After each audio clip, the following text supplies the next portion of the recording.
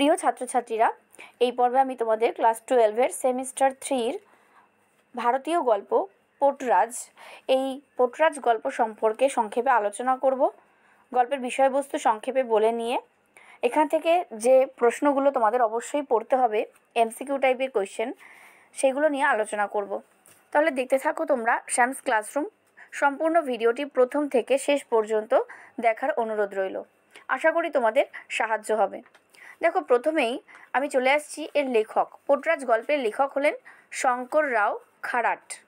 জন্ম 1921 খ্রিস্টাব্দে, মৃত্যু 2001 খ্রিস্টাব্দে। তিনি ছিলেন একজন মারাঠা সাহিত্যিক। গল্পটির বাংলায় অনুবাদ করেছেন সুনন্দন চক্রবর্তী। এই গল্পের বিষয়বস্তুটা কি?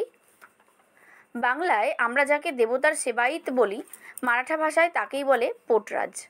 এমনই একজন পোটরাজ হলেন মাহার সম্প্রদায়ের দামা। তার মায়ের দয়া অর্থাৎ বসন্ত রোগ হয়েছে। গ্রামের প্রায় প্রত্যেক ঘরেই একজন করে এই রোগে আক্রান্ত। গ্রামবাসীদের অনেকেরই ধারণা সে যেহেতু মায়ের সেবক, তাই মা তাকে এভাবে কষ্ট দেবেন না। অন্যদিকে দামার স্ত্রী দুর্পতের চোখে জল। প্রতিবেশীরা দামার স্ত্রীকে সান্ত্বনা দিয়ে বলে সব ঠিক হয়ে যাবে, পোটরাজ ভালো হয়ে যাবে, কারণ সে যে মায়ের সেবক। দুর্পতের মনে পড়ে সে মারি আইয়ের পূজার জন্য কি না করেছে। উপোস করেছে, দেবীকে সবুজ শাড়ি পরিয়েছে, ভিজে শাড়িতে গড়ান দিয়েছে, ইত্যাদি এমন আরও কত কি। এমন সময় গ্রামের গ্রামপ্রধান সহ বাকি মানুষজন এই রোগ থেকে মুক্তি পেতে গ্রামের প্রান্তে দেবীকে রেখে আসার জন্য পোটরাজের বাড়িতে এসেছে। কিন্তু পোটরাজ এতটাই অসুস্থ যে সে বিছানা থেকে উঠতে পারছে না। তাদের মনে পড়ে পোটরাজের পুত্র আনন্দর কথা, কারণ বংশ পরম্পরায় সেও পোটরাজ। কিন্তু আনন্দ এই কাজে রাজি হয় না, তাই রাতের অন্ধকারে মারি আইকে গ্রামের প্রান্তে রেখে আসে। পরদিন সকালে মাকে গ্রামের প্রান্তে দেখে মানুষজনের বিশ্বাস জন্মে দেবী নিজে গ্রামের মানুষকে মুক্তি দিতে গ্রামের প্রান্তে চলে গেছেন। দেবীর একনিষ্ঠ সেবক হিসেবে পোটরাজের জয় জয়কার ওঠে। সঙ্গে দেবীরও জয়ধ্বনিতে গ্রামে আনন্দের ঢেউ বয়ে যায়। দেবীর স্থানান্তরের প্রকৃত সত্য একমাত্র আনন্দ ও তার মা দুর্পতের মধ্যেই চাপা থেকে যায়। এখানেই গল্পের সমাপ্তি। পোটরাজ গল্পটির থেকে যে এমসিকিউ টাইপের কোশ্চেনগুলো তোমরা অবশ্যই ভালো করে পড়বে, সেগুলো নিম্নে আলোচনা করা হলো। পোটরাজ গল্পটি লিখেছেন শঙ্কর রাও খারাট। পোটরাজ শব্দটির অর্থ কি? এক বিশেষ উপাধি যারা দেবতার পূজা করে এবং দেবতাকে নিয়ে ঘুরে ঘুরে বেড়ায় এবং যৎসামান্য ভিক্ষা পায়, এই ধরনের মানুষদেরকে বলা হয় পোটরাজ। গল্পের প্রেক্ষাপট প্রধানত কোন পরিবেশে স্থাপিত? গ্রাম পরিবেশে। গল্পের সময়কাল কিভাবে উপস্থাপিত হয়েছে? এখানে যে অপশানগুলো আছে তার মধ্যে সঠিক অপশানটি হবে প্রাচীন গ্রামীণ প্রেক্ষাপট। পোটরাজ গল্পটি অনুবাদ করেন সুনন্দন চক্রবর্তী। পোটরাজ মূল গল্পটি কোন ভাষায় রচিত? মারাঠি ভাষায়। শঙ্কর রাও খারাট কোন ভাষার সাহিত্যিক? অবশ্যই মারাঠি। পোটরাজ গল্পটি কোন গ্রন্থ থেকে নেওয়া? বড় বালুতেদার। অনুবাদক সুনন্দন চক্রবর্তীর কোন গ্রন্থ সংকলনে পোটরাজ গল্পের বঙ্গানুবাদটি প্রকাশিত হয়? উত্তর হবে সুন্দরবন নিশীথে জ্বলে ওঠে, এই গ্রন্থ থেকে। গল্পে কোন সম্প্রদায়ের মানুষদের কথা আছে? পোটরাজদের কথা আছে। পোটরাজরা কোন দেবীর উপাসক? মারি আইয়ের উপাসক। মারি আই মূলত কোন অঞ্চলের দেবী? দক্ষিণ ভারতীয় ও মহারাষ্ট্রীয় গ্রাম্য দেবী। মারাঠি লেখক শঙ্কর রাও খারাট কার জীবনাদর্শ দ্বারা প্রভাবিত হয়েছিলেন? Doctor B.R.. আম্বেদকরের জীবনাদর্শ দ্বারা প্রভাবিত হয়েছিলেন। লেখক গল্পের মাধ্যমে কোন সামাজিক সমস্যার কথা সমালোচনা করেছেন? সামাজিক অসাম্যের কথা। শঙ্কর রাও খারাটের আত্মজীবনীটির নাম কি? তারাল অন্তরাল। গল্পে বর্ণিত গ্রামের পোটরাজের নাম হলো দামা। পোটরাজ হলেন এখানে দামা। কার বাড়ির আবহাওয়া ভারী? পোটরাজ দামার। গ্রামের সমস্ত লোকেরা কিভাবে বসে? হাঁটুর উপর মাথা রেখে। গ্রামের সমস্ত লোকেরা হাঁটুর উপর মাথা রেখে বসে আছে, কারণ কি? কারণ গ্রামে মহামারী লাগায় তারা দুশ্চিন্তাগ্রস্ত। গল্পের কাহিনীতে প্রধান সংঘর্ষের সূচনা ঘটে কোন ঘটনায়? সামাজিক ও প্রথাগত বিরোধের ঘটনায়। কার চোখে জল? দামার বউয়ের, অর্থাৎ দুর্পতের। দামার বউয়ের নাম দুর্পত। দামার বউ কি দিয়ে চোখ মুছছে? শাড়ির আঁচল দিয়ে। কারা দামা পোটরাজের বাড়িতে আসছে? পাড়ার বউঝিরা। পোর্টরাজ গল্পের মূল উদ্দেশ্য হলো সামাজিক ও সাংস্কৃতিক পরিবর্তনের আহ্বান। এখানে অপশনটি দেওয়া আছে। একটুক্ষণ থেকেই চলে যাচ্ছে কারা? পাড়ার বৌঝিরা। মাঝে মাঝে মাঝেই কেউ না কেউ এসে দাঁড়াচ্ছে দামা পোর্টরাজের বাড়ির দৌড়ে। লোকে এসে দুর্পথের কাছে কার কথা শুধাচ্ছে? পোর্টরাজের কথা। এখনও প্রাণটুকু আছে খালি বাবা। বক্তা হলেন দুর্পথ। এরপরে দেখো যে প্রশ্নটা রয়েছে, গ্রামের প্রায় প্রত্যেক বাড়িতেই অন্তত একজন করে বিছানায়। তাও ভয় লাগে কার? দুর্পথের। এখানে তাও ভয় লাগে, কিসের ভয়? দেবীর প্রকোপ ও দামা পোর্টরাজের মৃত্যুর আশঙ্কাজনিত ভয়।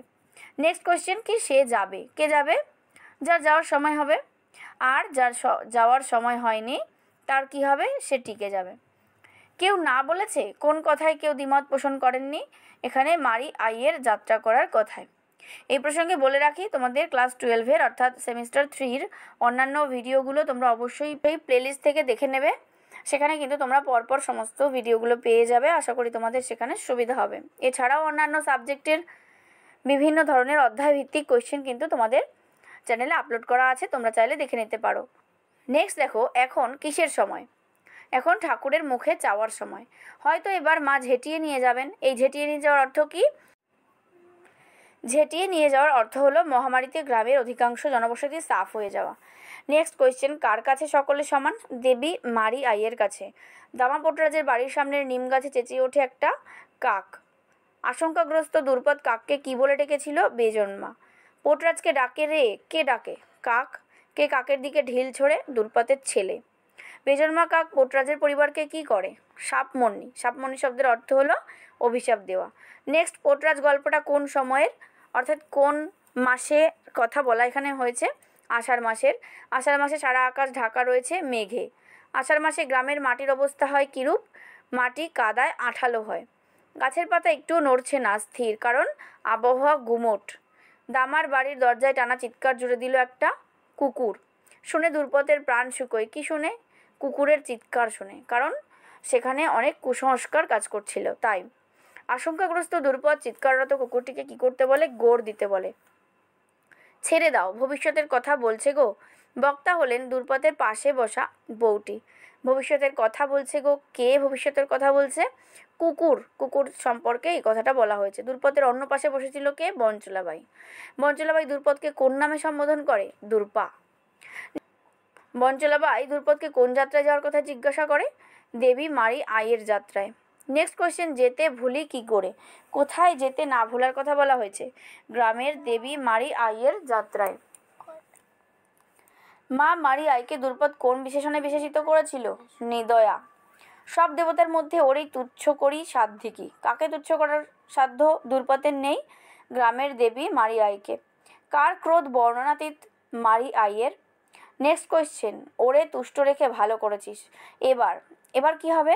এবার দামা পোর্টরাজ ভালো হয়ে যাবে। দেবী মারিয়াইকে তুষ্ট রেখেছিল দুর্পথ। কাঁদলে কি হয়? অমঙ্গল হয়। মা ওকে দেখবেন। কাকে? দুর্পথের স্বামীকে। মারিয়াই দেবীর কাছে মানত করে জন্ম হয়েছিল দামার। দামা কেন পোর্টরাজ হয়েছে? দামার বাবা মা দেবী মারিয়াইয়ের কাছে মানত করে তাকে পেয়েছিল বলে। দামা পোর্টরাজ নিত্য কি করে? মারিয়াইয়ের পুজো করে। দুর্পথ কোন দিন দেবীর জন্য উপোস করেছে? মঙ্গল শুক্রবারে। এরপরে আর বেশ কয়েকটা প্রশ্ন রয়েছে। দেবী মারি আইকে দুর্পথ স্নান করায় দুধ দই দিয়ে। মারি আইকে কোন রঙের শাড়ি পরানো হয়? সবুজ। দেবীর কপালে দেওয়া হয় হলুদ কুমকুম। দেবী মারি আইকে দুর্পথ কোন জিনিসটি দেয়নি? কুমড়ো। প্রতি আষাঢ়ী অমাবস্যায় দুর্পথ মারি আইয়ের সম্মুখে কি করে? স্নানের পর ভেজা শাড়িতে গড়ান দেয়। দুর্পথ ছাগল বলি দিতে না পারলে দেবী মারি আইয়ের কাছে কিসের বলি দেয়? কুকরো। মারি আই দেবীর দরে দুর্পথ কিসের ছড়া দেয়? রক্তের। দামা পোর্টরাজের বউ হয়ে আসা স্তক দুর্পথ প্রত্যহ দেবী মারি আইয়ের সামনে জ্বালিয়েছে পিদিম। শুনে তার হাত পা স্থির। কি শুনে?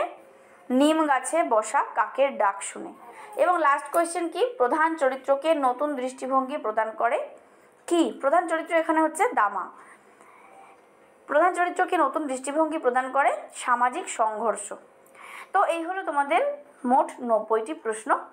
তোমরা ভালো করে গল্পটি পড়ো টেক্সট লাইন ধরে ধরে, তাহলে যে কোনো প্রশ্নের উত্তরই তোমরা করতে পারবে। চ্যানেলটিকে সাবস্ক্রাইব করে রাখো যারা নতুন আছো। আর ভিডিওটি ভালো লাগলে অবশ্যই লাইক করো, শেয়ার করো বন্ধুদের। ভালো থেকো, টাটা।